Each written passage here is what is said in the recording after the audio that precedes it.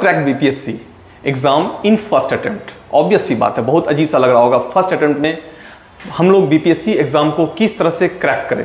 Crack कहने का sense है जो फाइनल सिलेक्शन मींस इंटरव्यू तक और आफ्टर इंटरव्यू का जो ये होता है प्रोसीजर होता है, उसको कैसे फर्स्ट अटेम्प्ट में आप इंजॉय करेंगे। तो आज की इस पर्टिकुलर वीडियो में हम लोग, आज का यह पर्टिकुलर वीडियो हमारा इसी सेशन को लेके है, जो किस तरह से आप मेंस और इंटरव्यू में अच्छा परफॉर्म करें। ऑब्वियस सी बात है, फाइनल सिलेक्शन हमारा प्रिलिमिनरी एग्जामिनेशन से नहीं होता है। Why? Because of preliminary examination क्या है, स्कोरिंग एग्जामिनेशन नहीं है, क्वालिफाइंग एग्जामिनेशन है। मींस आप इसमें क्वालिफाई करेंगे तो आपको क्या होगा, मेंस के लिए एंट्री मिलेगा। और इंपॉर्टेंट हमारा होता है मेंस, और मेंस में 900 मार्क्स के मेंस एग्जाम होते हैं, और इस 900 मार्क्स में जो अच्छा स्कोर करेगा ऑब्वियस सी बात है उसका ही सिलेक्शन होगा। और फिर आता है इंटरव्यू। तो ऑब्वियस सी बात है इंटरव्यू परफॉर्मेंस भी हमारे मेंस परफॉर्मेंस से ही डिसाइड होता है। Why? Because of mains examination में हमारा एक अप्रोच होता है, राइटिंग स्टाइल होता है, राइटिंग स्किल होता है, जो हमारे मेंटलिटी से, जो हमारे पर्सनैलिटी से रिफ्लेक्ट होता है। और interview all about your personality test. तो मेरे कहने का सेंस है मेंस एग्जामिनेशन के अच्छे परफॉर्मेंस आपके इंटरव्यू के अच्छे परफॉर्मेंस का भी गारंटी हो सकता है। आज के इस पर्टिकुलर वीडियो में मैं इन सभी चीजों पे डिस्कस करूंगा। साथ ही साथ मेंस एग्जाम में किस तरह से आप मैक्सिमम मार्क्स ओरिएंटेड गेन करें, और इस मैक्सिमम मार्क्स को गेन करने के लिए आपको क्या ऑप्शनल पेपर भी कोई डिसाइडिंग रोल प्ले करता है। तो ऑब्वियस सी बात है, yes, I think optional paper बहुत इंपॉर्टेंट होता है, ऑप्शनल पेपर बहुत ही डिसाइडिंग रोल प्ले करता है। और आज के इस पर्टिकुलर वीडियो में हम लोग ज्योग्राफी ऑप्शनल पेपर पे डिस्कस करेंगे। Why? Because of geography optional paper बहुत ही स्कोरिंग पेपर है। जो कमिंग डेज में, जो प्रीवियस एग्जाम में जो ट्रेंड्स है एग्जाम के, उसमें आप देखोगे ज्योग्राफी ऑप्शनल पेपर से बहुत अच्छा परफॉर्मेंस है, रिजल्ट भी अच्छे आ रहे हैं। क्यों आ रहे हैं? इसके साइंटिफिक रीजन है। ऐसे हवा में मैं बात नहीं कर रहा हूं, जो आ रहे हैं तो आ रहे हैं। मेरे यहां से, हमारे यहां से रिजल्ट भी हो रहा है ज्योग्राफी ऑप्शनल पेपर से, और इसके साइंटिफिक रीजन है, इसके लॉजिकल रीजन है। क्या है रीजन, मैं उस पर भी आज डिस्कस करूंगा। क्यों ज्योग्राफी ऑप्शनल पेपर 300 मार्क्स का ऑप्शनल पेपर होता है, लेकिन आप देखोगे जीएस पेपर 1 जो 300 मार्क्स होते हैं, इसके मैक्सिमम स्कोर में यह हेल्प करता है। किस तरह से जीएस पेपर 2 में हेल्प करता है, तो इस पर्टिकुलर वीडियो में मैं इन सभी चीजों पे डिस्कस करूंगा। जीएस पेपर को लेके हमारा क्या अप्रोच होना चाहिए, उसमें ज्योग्राफी हमारे लिए कैसे हेल्पफुल होता है, जीएस पेपर 2 में हमारे लिए कैसे हेल्पफुल होता है, और ऑप्शनल पेपर का पर्टिकुलर स्ट्रेटेजी हमारा क्या होना चाहिए। तो बहुत इंपॉर्टेंट है, और इस स्ट्रेटेजी को अगर हम लोग फॉलो करें तो yes, you can do in first attempt, you can qualify in first attempt, you can crack in first attempt, you become SDM DYSP in first attempt। कब? जब आप सही स्ट्रेटेजी, सही अप्रोच, सही टेक्निक के साथ काम करते हो। देखते हैं ज्योग्राफी ऑप्शनल पेपर किस तरह से हमारे लिए हेल्पफुल है। तो इंपॉर्टेंट है फ्रेंड्स, ज्योग्राफी ऑप्शनल पेपर अभी जो ट्रेंड चल रहा है, जो रिसेंट ट्रेंड है एग्जामिनेशन का ज्योग्राफी ऑप्शनल पेपर से, तो टोटल नंबर ऑफ क्वेश्चन आपके 12 to 13 होंगे। Out of 12 to 13 question, 6 question का आंसर आपको करना होता है, रिक्वायर्ड होता है, 6 क्वेश्चन का आंसर आपको चाहिए होता है, और each question carries 50 marks. Important है, ये सारे आपके क्वेश्चन पेपर पे मेंशन होगा, यह आपके सिलेबस का पार्ट है। मींस क्या, 12 से 13 क्वेश्चन आपके गिवन होंगे, answer any 6 question, and each question carries 50 marks, 50 marks का एक क्वेश्चन होगा। लेकिन इंपॉर्टेंट पॉइंट है, ऑल दीज क्वेश्चंस आर, ये जितने भी क्वेश्चंस है, total number of questions classified as section 1 and section 2। 2 section में यह कैटेगराइज होगा। अब सेक्शन 1 क्या है, सेक्शन 2 है। यहां पे मैं केवल टॉपिक पे डिस्कस करूंगा। अंडर सेक्शन 1 में कौन कौन से टॉपिक आते हैं, और उसके लिए हमारा क्या स्ट्रेटेजी होना चाहिए, और वह कैसे हमारे जीएस में हेल्प करता है। सेक्शन 2 में कौन कौन सा टॉपिक आता है, वह हमारे जीएस में कैसे हेल्प करता है। और इसी से नेक्स्ट वीडियो का एक सीरीज स्टार्ट हुआ है ज्योग्राफी ऑप्शनल पेपर को लेकर के। नेक्स्ट वीडियोज में हम लोग क्या करेंगे, जो प्रीवियस ईयर के क्वेश्चंस आ रखे हैं सेक्शन 1 में और सेक्शन 2 में, जितने भी क्वेश्चंस आ रखे हैं, हम लोग उस क्वेश्चन के ट्रेंड एनालिसिस को डिस्कस करेंगे। तो आप समझ पाएंगे जो किस तरह से ज्योग्राफी का सिलेबस दिखता बड़ा है, बट एक्चुअल में है नहीं। एक्चुअल में क्या है, वह बहुत ही कॉम्पैक्ट सिलेबस है, बहुत ही इंटरलिंक्ड सिलेबस है और बहुत ही इंटरडिसिप्लिनरी सिलेबस है। और यही इंटरडिसिप्लिनरी अप्रोच जो है हमें जीएस में लाइक इकोनॉमिक्स, जैसे इंडियन इकोनॉमिक्स पढ़ते हो तो इंडियन इकोनॉमिक्स का सेक्शन ज्योग्राफी और इकोनॉमिक्स के साथ है, इकोनॉमिकल ज्योग्राफी वाले सेक्शन में हेल्प करता है।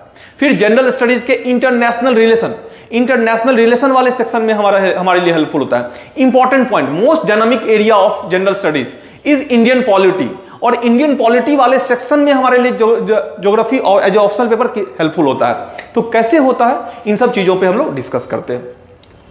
इंपॉर्टेंट है, जैसा मैंने पहले ही बोला, ऑल दीज क्वेश्चंस आर, जितने भी ये क्वेश्चंस हैं सारे कैटेगराइज हैं सेक्शन 1 और सेक्शन 2 में। सेक्शन 1 में 3 क्वेश्चन होते हैं, टोटल नंबर ऑफ क्वेश्चंस कितने होते हैं, 3। और सेक्शन 2 से भी कितने क्वेश्चंस होते हैं, 3 क्वेश्चन का आंसर आपको करना होता है। अब सेक्शन 1 क्या है और सेक्शन 2 क्या है, तो ज्योग्राफी का section 1 part basically world geography का पार्ट होता है, world geography.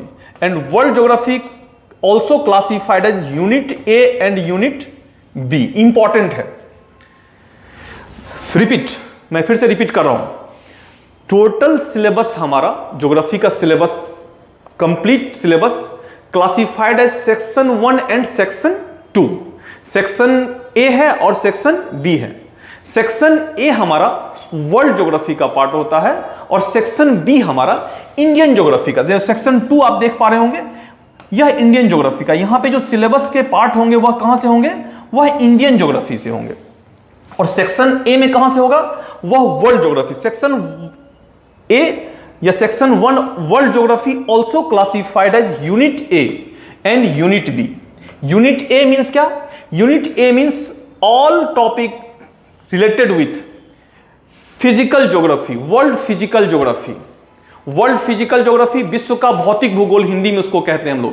World physical geography unit A का पार्ट होगा। यूनिट बी का क्या पार्ट होगा, यूनिट बी का होगा ह्यूमन एंड इकोनॉमिकल ज्योग्राफी। जैसा कि यहां लिख रखा है मैंने, फिजिकल ज्योग्राफी, भौतिक भूगोल इसको हिंदी में कहेंगे। ह्यूमन एंड इकोनॉमिकल ज्योग्राफी, मानव और आर्थिक भूगोल हिंदी में कहेंगे। तो यूनिट ए है और यूनिट बी है। तो इंपॉर्टेंट पॉइंट है, इस यूनिट ए और यूनिट बी से हमें कितने क्वेश्चन का आंसर करना है, 3 क्वेश्चन का आंसर करना है, मैंने पहले ही बोला है। और कितने क्वेश्चन आपके पास होंगे इन हैंड, आपके पास ऑप्शंस होंगे। ऑप्शंस कितने होंगे, 3 क्वेश्चन यहां गिवन होंगे यूनिट ए से और 3 क्वेश्चन गिवन होंगे यूनिट बी से। टोटल नंबर ऑफ क्वेश्चन 6 होंगे। और एमंग 6 क्वेश्चंस आपको कितने क्वेश्चन का आंसर करना है, 3 क्वेश्चन का आंसर करना है। अब इंपॉर्टेंट पॉइंट है, मैंने बोला फर्स्ट अटेम्प्ट में सिलेक्शन लेना है, क्रैक करना है, तो केवल हमें टॉपिक पढ़ने से, हमारे टॉपिक के पढ़ने से हमारा नहीं रिजल्ट हो सकता है, बल्कि selection of question, selection of area, because of बहुत सारे क्वेश्चंस हैं, बहुत सारे सेक्शंस हैं। अब इसमें मार्क्स ओरिएंटेड सेक्शन कौन सा है जहां से हम बहुत अच्छा परफॉर्म कर सकते हैं, जहां से हमारे बहुत अच्छे मार्क्स आ सकते हैं, यह भी डिसाइडिंग रोल प्ले करता है। तो हम लोग आज इस पर्टिकुलर वीडियो में इन सब चीजों पे भी डिस्कस कर, बहुत इंपॉर्टेंट है। ये छोटी छोटी बातें हैं लेकिन आपके सिलेक्शन के लिए, फाइनल सिलेक्शन के लिए बहुत इंपॉर्टेंट है। वो कहते हैं स्मॉलर चेंजेस ब्रिंग्स बिगर चेंज।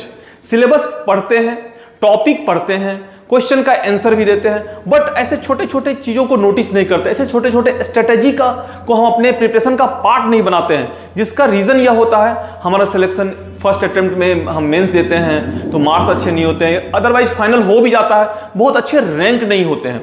तो अगर आपको फर्स्ट अटेम्प्ट में सिलेक्शन लेना है, रैंक होल्ड करना है, इन सारी चीजों पर आपको क्या करना होगा, फोकस करना होगा, इन सारी चीजों के लिए प्रॉपर स्ट्रेटेजी बनानी होगी। तो देखते हैं किस तरह का स्ट्रेटेजी है यह। तो यूनिट ए में फिजिकल ज्योग्राफी का पार्ट होता है, यूनिट बी में ह्यूमन ज्योग्राफी का। यहां मैंने लिख रखा है आंसर एनी 2 क्वेश्चन। इस सेक्शन से, यूनिट ए के फिजिकल ज्योग्राफी, भौतिक भूगोल से हमें 2 क्वेश्चन का आंसर करना है और ह्यूमन और इकोनॉमिकल ज्योग्राफी से हमें 1 क्वेश्चन का आंसर करना। तो अब आपके माइंड में एक क्वेश्चन आ रहा होगा, यहां से क्यों हमें 2 क्वेश्चन करना है और यहां से क्यों हमें 1 ही क्वेश्चन करना है।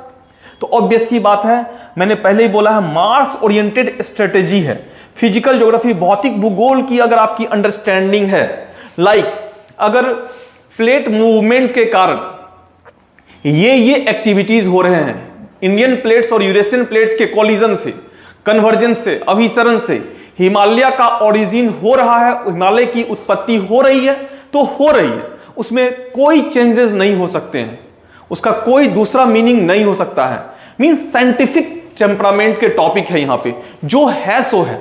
बस इसके ऊपर आपको अंडरस्टैंडिंग होल्ड करने की जरूरत है। आप अंडरस्टैंडिंग जितने अच्छे से होल्ड करोगे उतने अच्छे से इसके साथ आप एक्सरसाइज कर पाओगे, उतना अच्छा ही आप इसमें परफॉर्म कर पाओगे। दैट्स व्हाई हमारे स्ट्रेटेजी का पार्ट होगा 2 questions from physical geography and 1 question from human and economical geography. मानव और आर्थिक भूगोल से हमें एक ही क्वेश्चन करना है, लेकिन इंपॉर्टेंट है, एक क्वेश्चन भी हमारे लिए बहुत महत्वपूर्ण है। इस एक क्वेश्चन में भी हमारा यह स्ट्रेटेजी होगा जो हम कुछ इस तरह से करें, इस सेक्शन से हमारा जो जनरल स्टडीज का, जीएस का ह्यूमन और इकोनॉमिकल पोर्शन है, ह्यूमन पोर्शन कहने का सेंस है मानव भूगोल और मानवीय गतिविधि, ह्यूमन एक्टिविटीज बेस्ड जो टॉपिक है, और जीएस में भी जो टॉपिक है जो इंटरलिंक्ड होता है, इस सेक्शन को करके वहां से हम एज ले जाएं। इकोनॉमिकल ज्योग्राफी कहने का सेंस है इकोनॉमिकल जो प्रोस्पेक्टिव है ज्योग्राफी का, लाइक इंडस्ट्रियल लोकेशन थ्योरी या इंडस्ट्रियल बेस्ड या इकोनॉमिकल बेस्ड एक्टिविटीज बेस्ड जो भी कंसेप्ट है, लाइक एनर्जी क्राइसिस है, ऐसे बहुत सारे टॉपिक हैं आपके ज्योग्राफी ऑप्शनल पेपर में जो आपके डायरेक्ट जीएस से इंटरलिंक्ड होता है। या फिर इंटरनेशनल रिलेशन बेस्ड टॉपिक, बहुत सारे ऐसे सेगमेंट है यहां पे, लाइक फ्रंटियर बाउंड्रीज थ्योरीज हैं, उसके बाद बफर स्टेट है, हर्टलैंड ड्रीमलैंड थ्योरी है, अभी यूक्रेन और रशिया का वार हो रहा है, तो ऑब्वियस ही बात है कहीं ना कहीं यह हर्टलैंड और ड्रीमलैंड थ्योरी में भी हमें दिखता है, तो इसलिए यह हमारे लिए इंपॉर्टेंट है। तो इस सेक्शन को हम लोग एक क्वेश्चन के लिए तो करेंगे ही करेंगे, साथ ही साथ जीएस में, मैंने पहले ही बोला है, जो जीएस में हमें एज लेना है as compare to another students, another optional paper based students, हमारा स्ट्रेटेजी यह होगा, जब हम ज्योग्राफी पढ़ रहे होते तो ऑब्वियस ही बात है, जनरल सेंस में कहा जाता है, हमारे यहाँ बहुत सारे बच्चे आते हैं, सर ज्योग्राफी थोड़ा भारी है। ऑब्वियस ही बात है, भारी है तो हमको फायदा मिलेगा, हम भारी काम कर रहे हैं, हल्का काम तो कर नहीं रहे। सर ये सब्जेक्ट बड़ा हल्का है, इसको आसान है, ज्योग्राफी बहुत मतलब बड़ा ही ये लेंदी है, समझ में नहीं आता है। ऑब्वियस ही बात है, जब हम समझ रहे हैं, हम as compare to another student अधिक मेहनत कर रहे हैं, तो हमें मिलना भी तो अधिक चाहिए, और यह अधिक कहां से मिलेगा, यह जनरल स्टडीज में हम लोग एज लेके लेंगे।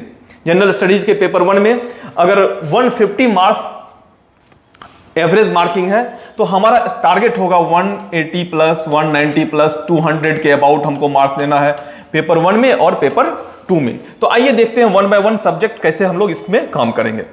तो इंपॉर्टेंट है सेक्शन ए, जैसा मैंने पहले बोला है, सेक्शन ए से कितना क्वेश्चन करना है, तो सेक्शन ए से हमें 2 क्वेश्चन करना है।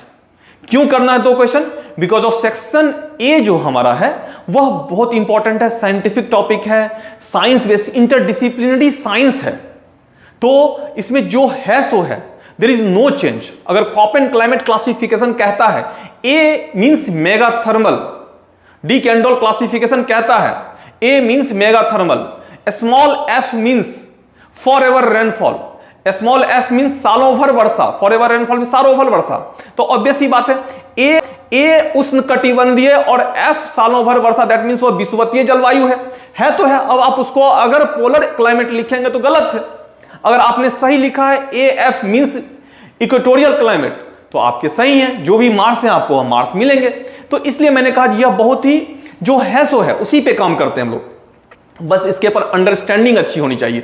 अभी इस वीडियो के बाद नेक्स्ट वीडियो जो आएगा आप उसमें देखोगे टॉपिक सेम होता है, बट क्वेश्चन का डिमांड जो होता है उसमें कंफ्यूजन होता है, और उसको लेकर के बच्चे कंफ्यूज करते हैं, और according to demand of question, जो कंटेक्स्ट है क्वेश्चन का, उसको नहीं समझ पाते हैं, जिस कारण से क्या होता है लिखने के बावजूद भी अच्छे मार्क्स नहीं आते हैं। तो इस नेक्स्ट वीडियो में हमारा आंसर राइटिंग, किस तरह से हम अच्छे से आंसर राइटिंग करें, क्या हमारा कंटेक्स्ट होना चाहिए क्वेश्चन का, क्या according to demand of question लिख के आ रहे हैं, या फिर हम जो पढ़ के गए हैं वह लिख के आ रहे हैं। 90% सिनेरियो में चांस में क्या होता है, जो बच्चा पढ़ के जाता है वही लिख के आता है। आप कुछ भी पूछो सर, मैं लिख के वही आऊंगा जो मैंने याद करके, इतना मेहनत क्या है काहे के लिए, लिखने के लिए। तो लेकिन हमें ऐसा नहीं करना है, तो उस पर भी डिस्कस करेंगे। तो आइए देखते हैं क्या है। सबसे पहले सेक्शन 1 यूनिट ए में खंड 1 इकाई ए जो भी आप कह लें, उसमें बहुत सारे सब यूनिट हैं। पहला यूनिट आपको दिख रहा होगा जियोमॉर्फोलॉजी, इसको हिंदी में कहते हैं भू आकृति विज्ञान। जियोमॉर्फो, मॉर्फो मींस शेप होता है, मॉर्फो का मीनिंग ही होता है shape, logy logos means discuss, discuss about shape of earth. Geomorphology में हम लोग क्या करते हैं, अर्थ के शेप के बारे में डिस्कस करते हैं। तो ऑब्वियस ही बात है उससे रिलेटेड जो टॉपिक है वह हमारे लिए इंपॉर्टेंट होते हैं, बहुत इंपॉर्टेंट है। Like plate tectonic theory, plate विवर्तनिकी सिद्धांत बहुत इंपॉर्टेंट है। एक क्वेश्चन हमारा यहां से रहता ही रहता है, एक क्वेश्चन हमारा रेगुलर रहता है, अल्टरनेट ईयर रहता है। यहां पे आप देखोगे 4 टॉपिक है, वॉल्केनिज्म, इरोजनल साइकिल और टोपोग्राफी, स्थलाकृतियां। और एक टॉपिक और मिसिंग है, वह है भूपटल का उद्गम एंड और डेवलपमेंट, भूपटल का उद्गम और विकास। ये 5 टॉपिक है, 5 टॉपिक से आपको एक क्वेश्चन रहेंगे। बहुत आसान लग रहा होगा, अरे 5 टॉपिक है, 5 टॉपिक से एक क्वेश्चन, लेकिन इंपॉर्टेंट है। इस 5 टॉपिक से हमें पता है नेक्स्ट ईयर यह क्वेश्चन होगा, इस टॉपिक से क्वेश्चन होगा, लेकिन उसके बाद भी गलती करके बच्चा आता है। क्यों? बिकॉज ऑफ वह क्वेश्चन के डिमांड को नहीं समझता है, वह कंटेक्स्ट को नहीं समझता है, इस कारण से दिक्कत होती है। तो यहां पे हमें काम क्या करना है, प्लेट टेक्टोनिक पढ़ेंगे, डिटेल्स में पढ़ेंगे, प्लेट क्या होता है, मूवमेंट ऑफ प्लेट्स क्या होते हैं, प्लेट मूवमेंट्स के रीजन क्या है, कॉन्वेक्शनल करंट थ्योरी क्या होता है, बहुत सारी बातें हैं इसमें, बहुत सारे एस्पेक्ट्स हैं, बहुत सारा डायमेंशन है कि हाउ मेनी कितने तरह के प्लेट्स होते हैं, कौन सा प्लेट किधर मूव कर रहा है, सारे डायमेंशन को समझेंगे। लेकिन इंपॉर्टेंट पॉइंट है फ्रेंड्स, हम लोग टॉपिक पढ़ेंगे, आप लोग इसको पॉइंट आउट करेंगे, हम लोग टॉपिक पढ़ेंगे, किसी क्वेश्चन का आंसर नहीं पढ़ेंगे। हम लोग उस टॉपिक के अकॉर्डिंग बहुत सारे क्वेश्चन के साथ आंसर प्रैक्टिस करेंगे, राइटिंग स्किल करेंगे, जो हमारा नेक्स्ट वीडियो होगा। और आपको आंसर जो है एग्जाम हॉल में इंस्टेंट डिजाइन करना होगा, यह इंपॉर्टेंट है। प्री डिसाइडेड मेंस में क्वेश्चंस नहीं हो सकते, अगर होते हैं तो आपका लक बहुत अच्छा है। अगर आपको प्री डिसाइडेड कोई भी क्वेश्चन है और डायरेक्ट एज यूजुअल ऐसा क्वेश्चन आ गया है तो आपका गुड लक बहुत अच्छा है, अदरवाइज ऐसा नहीं होता है। तो होता क्या है, हम नॉलेज लेके जाते हैं और नॉलेज के साथ साथ उसके ऊपर प्रैक्टिस करके जाते हैं और प्रॉपर मैनर में प्रैक्टिस करते हैं।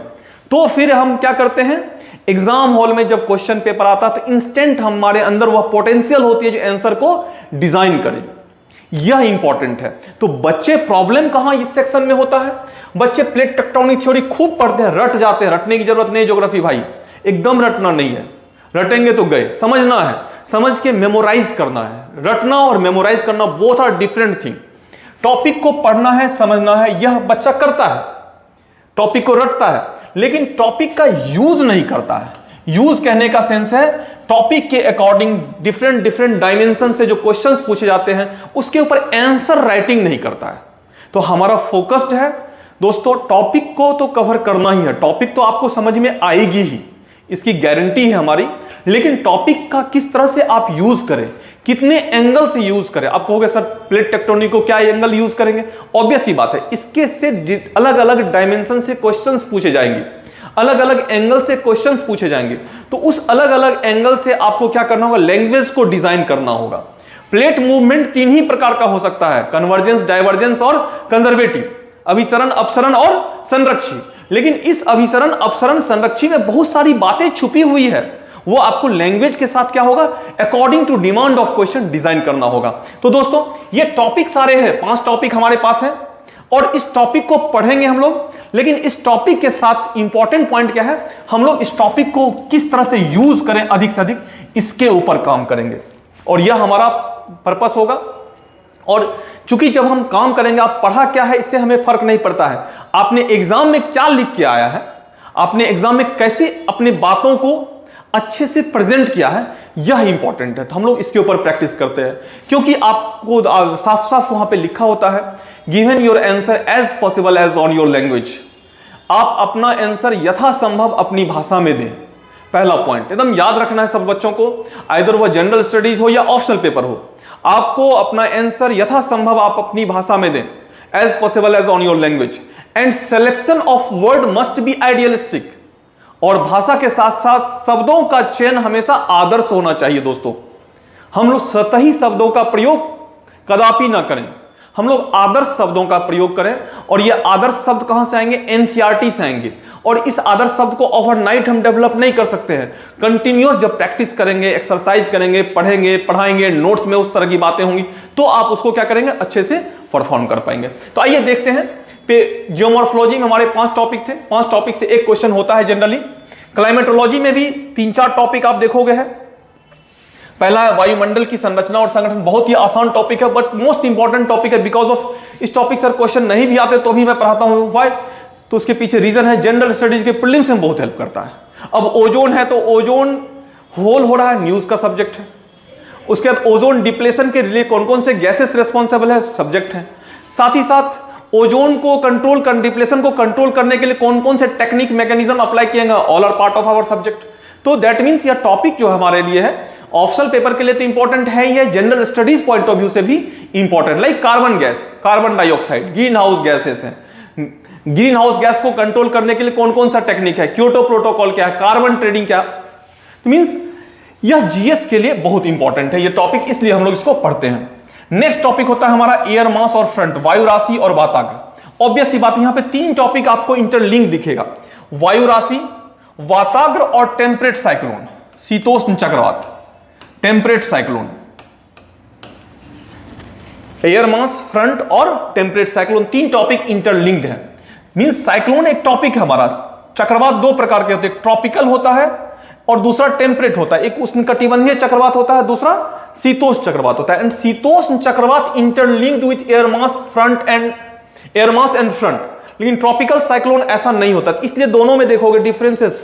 और यहां से एक क्वेश्चन रेगुलर आते हैं, तो दोनों में डिफरेंसेस क्या है।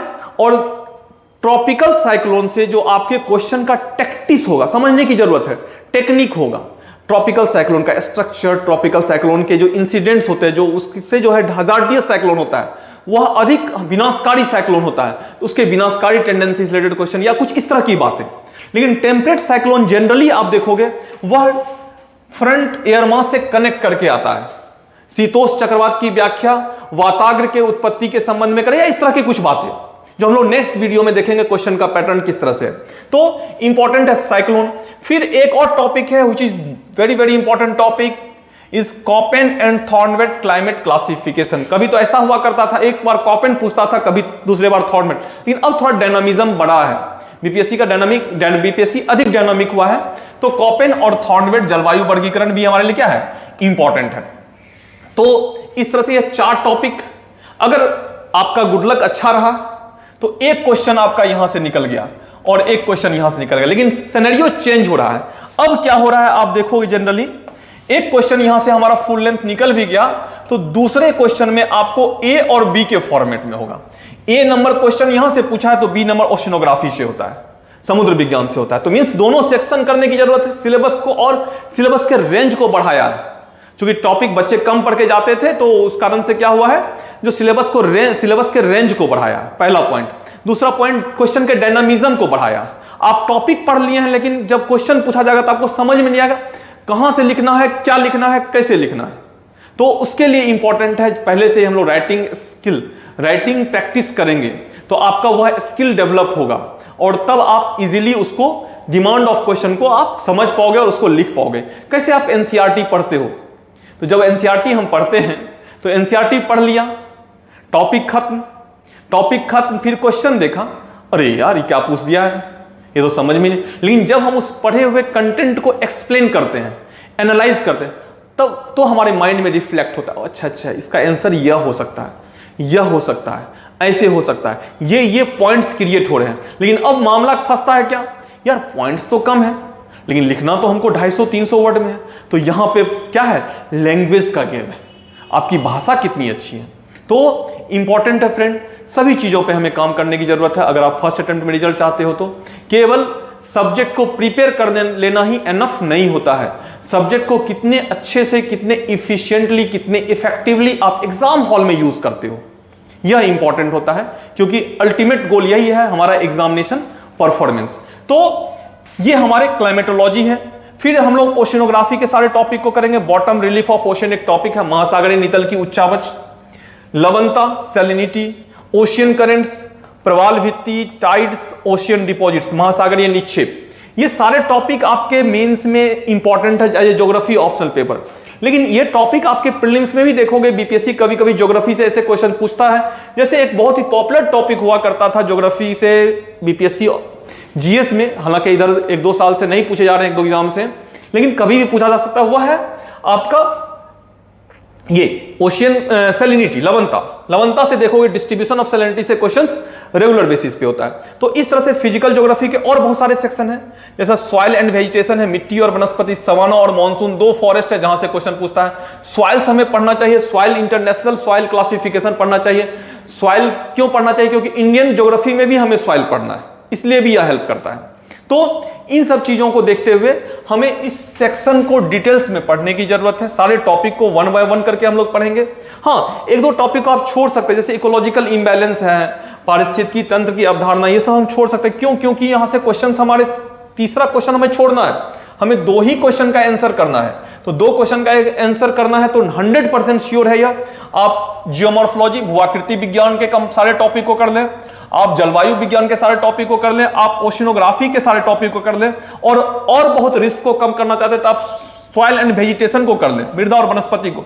बाकी इस सेक्शन को आप चाहे तो छोड़ सकते हैं। तो बहुत आसान है, बहुत इजी है, बहुत टफ नहीं है।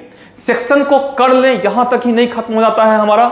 सेक्शन को करने के बाद जब सिलेबस हम कंप्लीट कर लें तो उसको अच्छे से यूज कर पाए, और वह कब होगा? जब हम अपने आंसर राइटिंग को डिजाइन दे पाएंगे और सेव दे पाएंगे। तो इस तरह से हमारा यूनिट 1 का एक्सप्लेनेशन है, बहुत ही शॉर्ट एक्सप्लेनेशन है यह। अब आते हैं यूनिट 2 में। यूनिट 2 में अगर आपको बहुत ही सेफ जोन में रहना है, बहुत ही लगना है छोड़ो यार कहां दिमाग लगाएंगे, यूनिट 1 में मैंने बहुत सारे टॉपिक कर लिया, अब यूनिट 2 मेरे बस का नहीं है, बहुत हो गया भाई, ज्योग्राफी बहुत टफ है। तो यूनिट 2 में अगर आपको सेफ जोन में रहना है और लिमिटेड से लिमिटेड टॉपिक करके जाना चाहते हैं, बस किसी तरह से बीपीएससी निकाल दो भाई, किसी तरह से कोई भी पोस्ट मिल जाएगा, आपका बहुत चॉइस नहीं है तो मैं एसडीएम और डीवाईएसपी ही बनूं, केवल सिलेक्शन चाहते हैं तो जाओ भाई, ये 3 टॉपिक करके जाओ, 1 क्वेश्चन आपका निकल जाएगा। ये 3 टॉपिक किस सेक्शन से हैं? ज्योग्राफिकल थॉट्स है, डेवलपमेंट ऑफ ज्योग्राफिकल थॉट, भौगोलिक चिंतन एक सब्जेक्ट यूनिट है ज्योग्राफी का, वह थोड़ा सा हिस्टोरिकल यूनिट है बट है बड़ा इंटरेस्टिंग। अगर आप इस तीनों टॉपिक में डिटर्मिनिज्म एंड पॉसिबिलिज्म, नियतिवाद और संभववाद, 2 फिलॉसफी है, 2 दर्शन है भूगोल के, और यहीं से निकल के आया है नवनियतिवाद, न्यू डिटर्मिनिज्म, और वहीं से एक मैकेनिज्म बन के आया है जो काफी न्यूज में रहता है, व्हिच इज सस्टेनेबल डेवलपमेंट, टिकाऊ विकास। तो यह एक सेक्शन है, इसको आप कर लो। ड्युअलिज्म कर लो, द्वैतवाद कर लो, और दूसरा है quantitative and behavioural revolution, which is मात्रात्मक और व्यवहारात्मक क्रांति। मींस 3 टॉपिक कर लो, आप देख लोगे क्वेश्चन में अल्टरनेट ईयर, इससे पूछा है तो इससे, इससे पूछा है तो इससे, इससे पूछा है तो, आपका काम चल गया, 1 क्वेश्चन निकल गया, आप छोड़ के एस्केप कर सकते हो। लेकिन दोस्तों अगर फाइनल सिलेक्शन लेना है, अच्छे रैंक को होल्ड करना है, आप इसको एस्केप नहीं कर सकते हैं, आपको दूसरे टॉपिक को करना चाहिए ही। अगर आप यह कर लेते हो, एडवर्स करने, जनरली मैं रिकमेंड नहीं करता हूं जी इस टॉपिक से बच्चे आंसर करें, इस टॉपिक से बच्चे आंसर करें, मैं रिकमेंड नहीं करता हूं। व्हाई?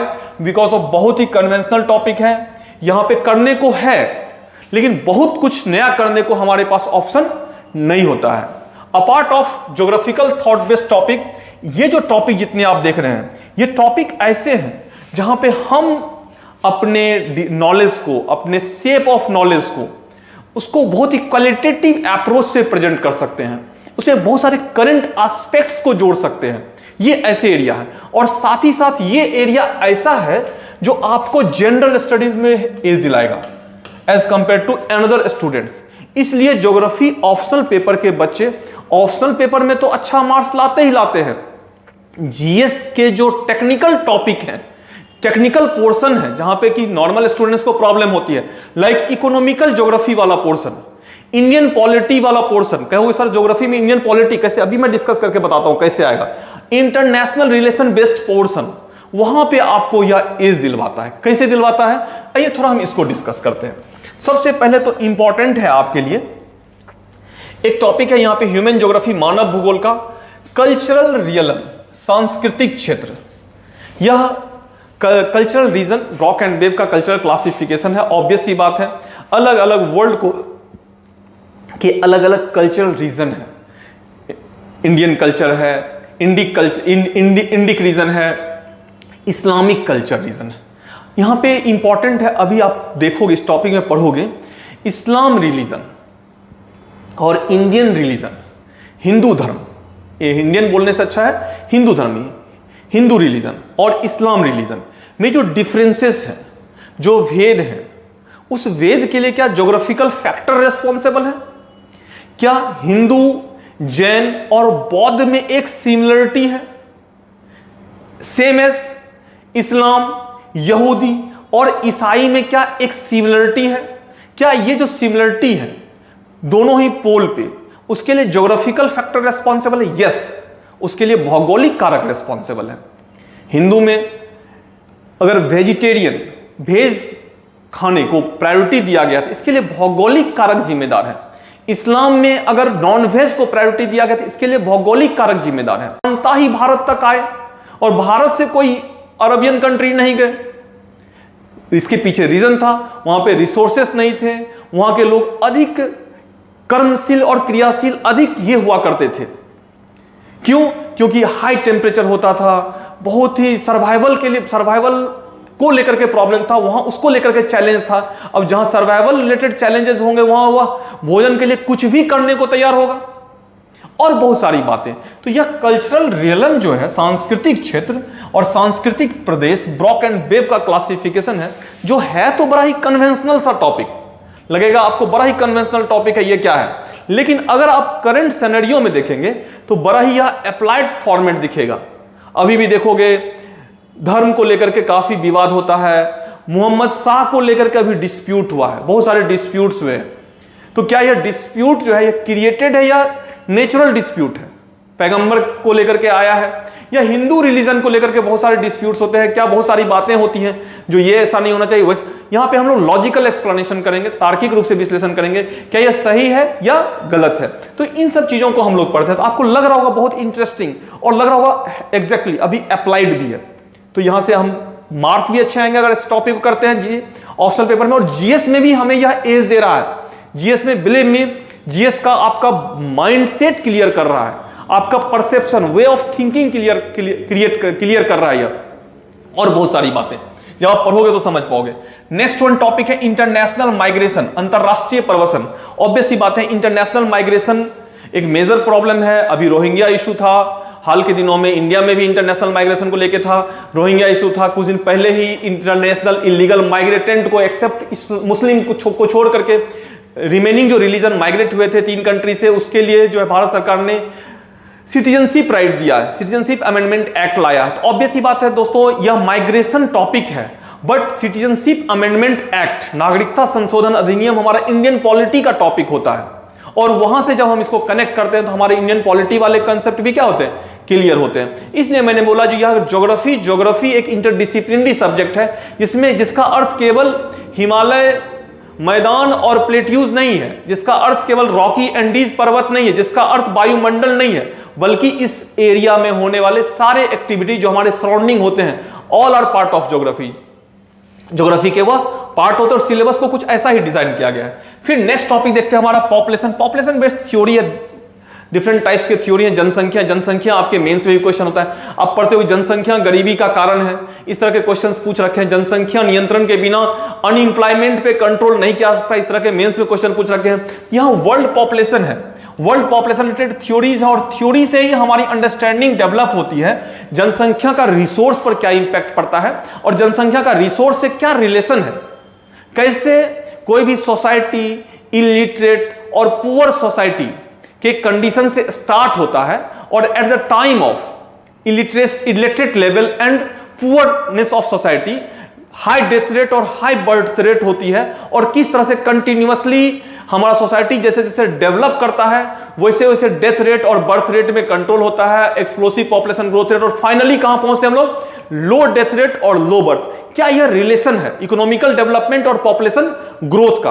और ऑब्वियस ही बात है, जब यह रिलेशन हम लोग डिस्कस करेंगे तो उसका रिसोर्स पे क्या इंपैक्ट पड़ता है, अनएम्प्लॉयमेंट पे क्या इंपैक्ट पड़ता है, पॉवर्टी पे क्या इंपैक्ट पड़ता है। तो all about economy based topic, economy based topic. और देख लेंगे आप सिलेबस में, अगर आप देखेंगे क्वेश्चन प्रीवियस ईयर का पेपर 2 में जनरल स्टडीज से इकोनॉमी से ऐसे क्वेश्चंस आ रखे हैं। तो इस ऑप्शनल पेपर से आपको कहां हेल्प मिल रहा है, जीएस पेपर 2 के ज्योग्राफी और इकोनॉमी वाले सेक्शन में, और बहुत ही कंफर्टेबल तरीके से आप किसी भी क्वेश्चन के डायनामिज्म को समझ पाएंगे और उसको लिख पाएंगे। तो ये हमारा स्ट्रेटेजी होगा। फिर एक सेटलमेंट ज्योग्राफी होता है, बस्ती भूगोल। बस्ती भूगोल हम लोग इंडियन ज्योग्राफी कंटेक्स्ट में पढ़ते हैं। क्यों? क्योंकि यहाँ पे हम बहुत मेंस में, जीएस में उससे हेल्प नहीं ले पाते हैं, तो हम लोग उसको हम एस्केप कर सकते हैं अगर करना चाहे तो। नेक्स्ट वन हमारा है पॉलिटिकल ज्योग्राफी, राजनीतिक भूगोल, बहुत इंपॉर्टेंट है। यहां से आपका आईआर और Indian polity based topic clear होंगे। कैसे होगा आइए देखते हैं। सबसे पहले concept of nation and state, राष्ट्र और राज्य की अवधारणा। भाई ये बताओ, अभी जो है बहुत सारे इंसिडेंट्स हो रहे हैं, कभी पैगंबर साहब को लेकर के, कभी जो है कुछ बिल को लेकर के, और सबसे जो है यह राष्ट्र की संपत्ति, जब हम इस राष्ट्र को अपना मानते हैं तो क्या अधिकार है हमारा राष्ट्र की संपत्ति को लॉस करने का, राष्ट्र की संपत्ति को हानि पहुंचाने का। हम अपने मांग को रखते हैं लेकिन अपने ड्यूटी को नहीं समझ पा रहे हैं।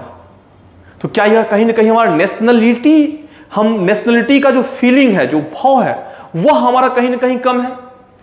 क्या ऐसा है क्या? तो इंपॉर्टेंट है जब हम अपने डिमांड को इस कॉन्स्टिट्यूशन से मांग कर रहे हैं, यार इस संविधान से कर रहे हैं, मेरा संवैधानिक अधिकार है, और हम क्या कर रहे हैं, हम ही संविधान का उल्लंघन कर रहे हैं। यार करोड़ों करोड़ का संपत्ति, भाइयों समझना, यह संपत्ति जो लॉस हो रहा है यह हमारे ऊपर ही बर्डन होगा एज ए टैक्स, कोई कुछ नहीं करना है।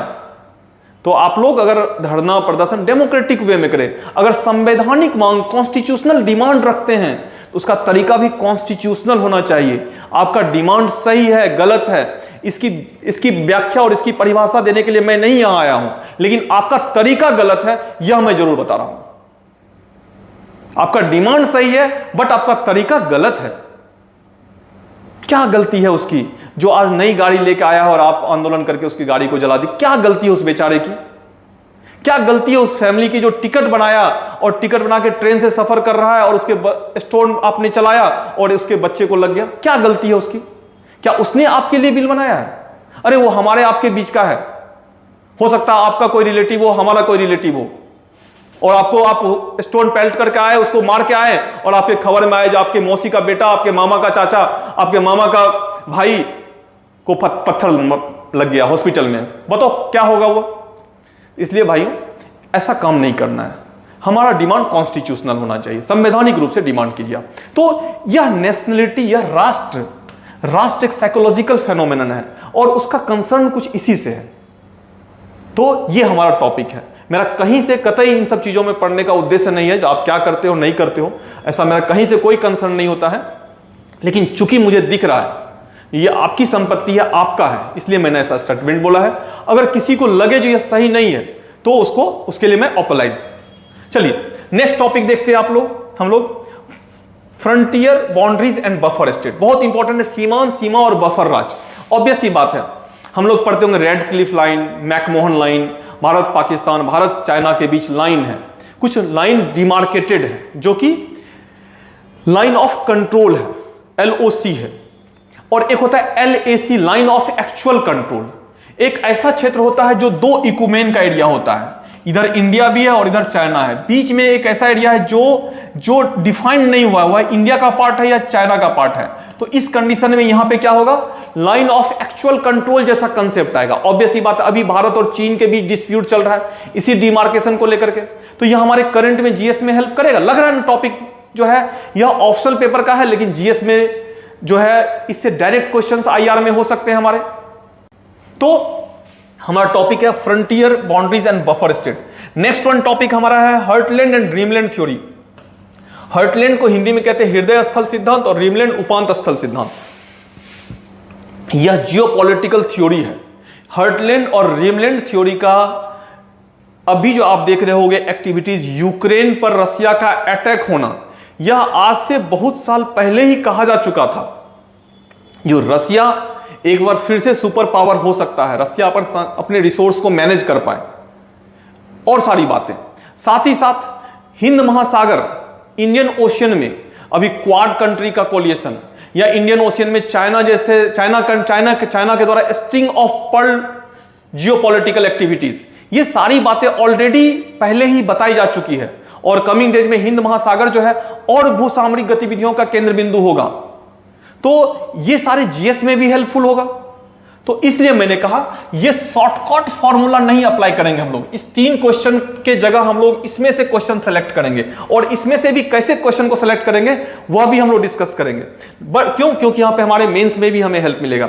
नेक्स्ट वन, फेडरलिज्म, संघवाद। सीधे सीधे देखो जीएस मेंस में क्वेश्चन पूछा है, संघवाद, भारतीय संघवाद जो है वह केंद्रोन्मुख है, mean centre have more power as compare to state in Indian federalism. How, कैसे? तो संघवाद हम लोग यहां टॉपिक ऑप्शनल पेपर में पढ़ते हैं और ये इंडियन पॉलिटी का है। फिर नेक्स्ट वन आप देखोगे इकोनॉमिकल ज्योग्राफी। मैं बहुत लंबा नहीं लेना चाह रहा हूं, मैं शॉर्ट में करता हूं क्योंकि आप लोग बोर हो रहे होगे। मुझे अगर बोर हो रहे हो तो मैसेज डालना, सर बोर हो रहे हैं। इकोनॉमिकल ज्योग्राफी, आर्थिक भूगोल, वान थ्यूनेन, इसमें वान थ्यूनेन एग्रीकल्चर लोकेशन थ्योरी है, बहुत इंटरेस्टिंग है। वर्ल्ड एनर्जी क्राइसिस, ऑब्वियस सी बात है, विश्व ऊर्जा संकट जैसी बातें हैं। लिमिट टू ग्रोथ, विकास की सीमा, ऑब्वियस सी बात है, पॉपुलेशन ग्रोथ होता है, इकोनॉमिकल ग्रोथ होता है, इंडस्ट्रियल ग्रोथ होता है। ड्यू टू इंडस्ट्रियल ग्रोथ और इकोनॉमिकल ग्रोथ पॉल्यूशन भी ग्रोथ करता है, और पॉल्यूशन ग्रोथ करता है तो ऑब्वियस ही बात है उसका negative effect like global warming और बहुत तरह के प्रॉब्लम्स, और उसका इंपैक्ट यह पड़ता है जिस कारण से पॉपुलेशन भी निगेटिवली डिक्लाइन करता है।